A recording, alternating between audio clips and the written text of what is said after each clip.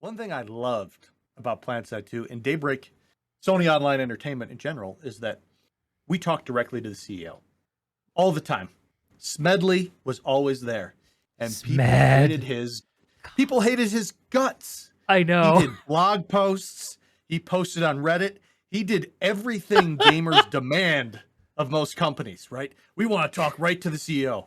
He Yeah. did it, and they hated him. How often do you hear someone complain, that gosh damn G-Ham, he's screwing up Planetside 2? Have you ever heard that? No. Do you think anyone in Planetside 2 knows that that's the CEO? No. No, they don't have a clue because the game now uses the standard tactic of you don't expose your senior management to the player base. Mm-hmm. It's a bad strategy, right? Because he is going to Mm-hmm. get verbally abused. He's going to get attacked, all that stuff. And so I'm sure Smedley did way more good for Planetside 2 than Jiham ever did or even thought about it. Mm-hmm. But he gets zero hate because he's not involved. And Rel has to bear that burden now. So You're right. um, I think Rel is bearing the legacy of Smed, for he is. better or worse. Yeah, he is. Wow. I never made that connection, but I think you're right. I've learned a little bit about Smed in the last little bit, and like the crazy story behind how the first ever Quest got made when the guy had like a budget to make a sports game and just kind of like, hey, I'm just gonna do this little project and no big deal. It's just the world's first MMO, 3D MMO. Like no big Yeah, deal. yeah. Like, I mean, yeah, what a gamer, man! I know. Seriously, he was a true gamer. True gamer.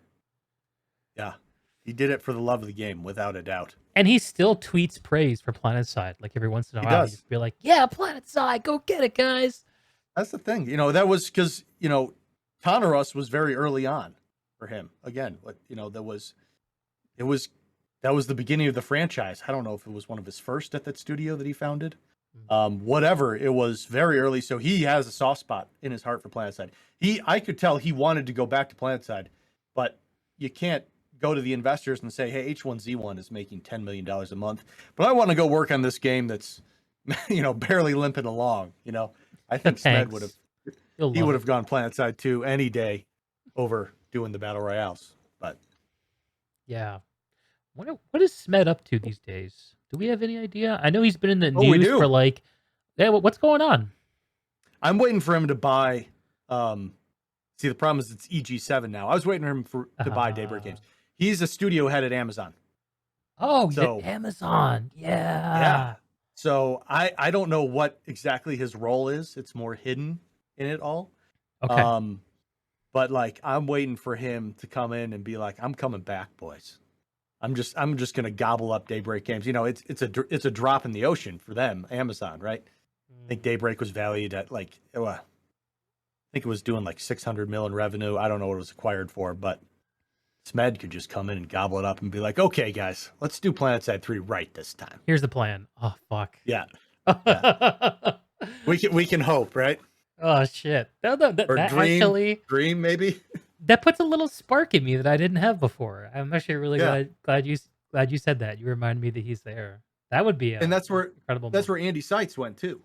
Right. Um, so it's like I can see it makes sense. They've had long runs at Sony Online Entertainment. They had successes. EverQuest was a success. Planetside was a success. Planetside 2 wasn't, but it was a functional game for a long time. Still is. Mhm. H1Z1, big success. They had a lot of success, and I can understand why once escalation they proved, okay, we still got it. We can still deliver good patches, and then on to bigger things at bigger studios with bigger budgets. Mhm. Mhm.